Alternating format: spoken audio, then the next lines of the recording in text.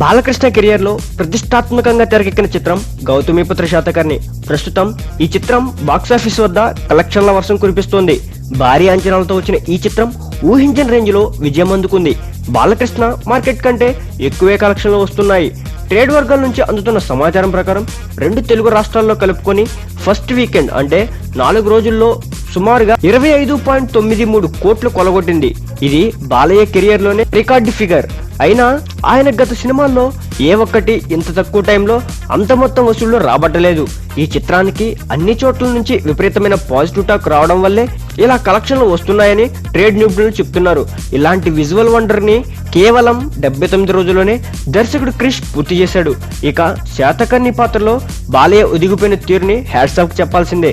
ఇక బాలయ్య సరసన శ్రియా శరణ్ హీరోయిన్ గా నటించగా ప్రధాన పాత్రలో హేమమాలిని కనిపించింది.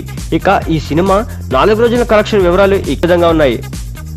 Ceded 5.37, Guntur 3.07, Uttarandhra 2.66, west Godavari 2.42, east Godavari 2.15, Krishna 2.03, Nellore 1.24. Total AP తెలంగాణలో మొత్తం కలిపి 25.93 crores అన్నమాట. ఫ్రెండ్స్, వీడియో నచ్చితే లైక్ చేయండి, అదేవిధంగా కామెంట్ చేయండి, షేర్ చేయండి. ఇటువంటి మరిన్ని ఇంట్రెస్టింగ్ అప్డేట్స్ కోసం సబ్స్క్రైబ్ చేయండి trend setter. Thanks for watching.